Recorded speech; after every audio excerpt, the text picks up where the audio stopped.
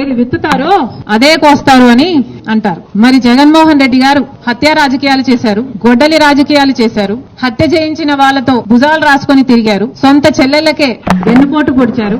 5 కోట్ల మంది ఆంధ్ర రాష్ట్ర ప్రజలకు బీజేపీ పార్టీకి ప్రత్యేక హోదాను తాకట్టు పెట్టారు. ఈ రోజు జగన్మోహన్ రెడ్డి గారు ఢిల్లీలో ధర్నా చేస్తారా? ప్రత్యేక హోదా కోసం ఎందుకు చేయలేదండి ధర్నాలు? 5 సంవత్సరాల మీద అధికారంలో ఉన్నారు కదా, మరి ఢిల్లీలో మీరు ప్రత్యేక హోదా కోసం ఎన్నిసార్లు ధర్నాలు చేశారు? ప్రత్యేక హోదా అసలు ఊసే లేకుండా చేశారు కదా. ప్రత్యేక హోదా గురించి మీరు ఏ రోజు పట్టించుకోలేదు, పోలవరం గురించి మీరు ఏ రోజు పట్టించుకోలేదు, రాజధాని గురించి అని చెప్పి 3 రాజధానులను కన్ఫ్యూజ్ చేశారు.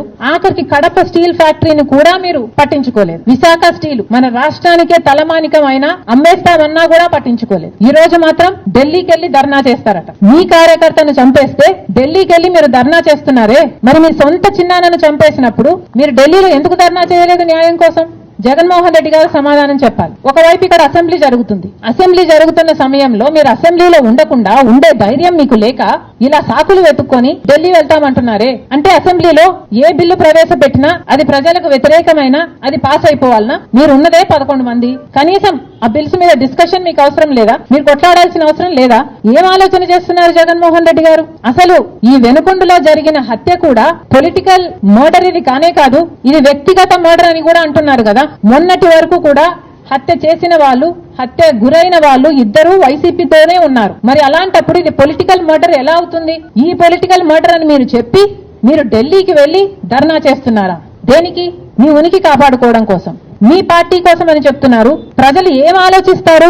ఈ రోజు వరదలు వస్తున్నాయి మన రాష్ట్రంలో, వారిని వెళ్ళి పరామర్శించాలని మీకు అనిపించలేదు. కానీ వ్యక్తిగత మర్డర్ లో మీ పార్టీకి సంబంధించిన ఇద్దరు కొట్టుకొని చచ్చిపోతే ఈ రోజు మీరు ఢిల్లీకి వెళ్లి ధర్నా చేస్తారా? ప్రజల కోసం మీరు ఎందుకు నిలబడలేదు?